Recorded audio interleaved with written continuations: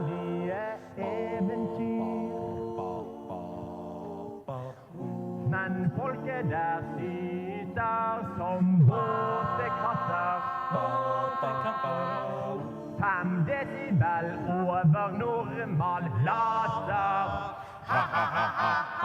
Snobbete kaffekonger spankulerer I regnet som øser på en brygge full av råtten fisk.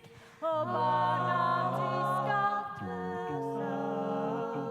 Jeg må dra før jeg vart som dem.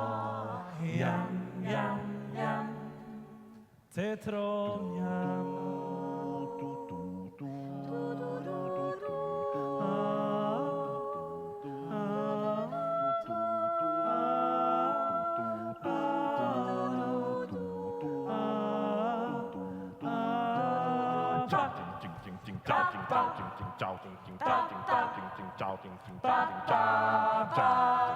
I dro via til Rosens by, Molde søppelposens by.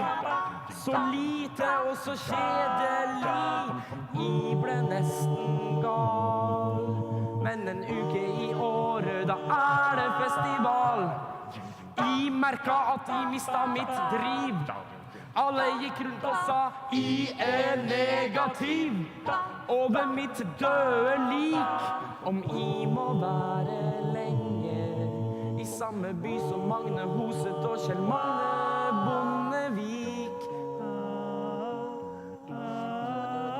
Jeg måtte dra før jeg vart som dem. Hjem, hjem, hjem til Trondheim. Para para pa pa para pa para para para pa pa para pa para En bro til Ålesund, men det var prisen. Jeg fikk da når jeg møtte mora til Jolanarisen.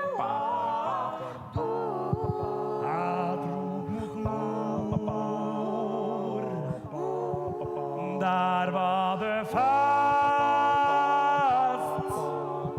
Hestkuk blandet med karsk og ishest. Jeg dro til Stavanger. Men jeg forsto det må bli Oslo. Oslo, cheerio. Men ikke noe var det søte. Jeg ble trøtt og jeg vil glemme. Sett meg på et tog og vekk meg når jeg fremme. Jeg måtte dra før jeg var som dem. Hjem, hjem, hjem til Trondheim. Nå jeg tilbake. Nå har jeg forstått. Du gammel Trondheim, men du held deg godt. Endelig tilbake, jeg blir hos deg, Trondheim.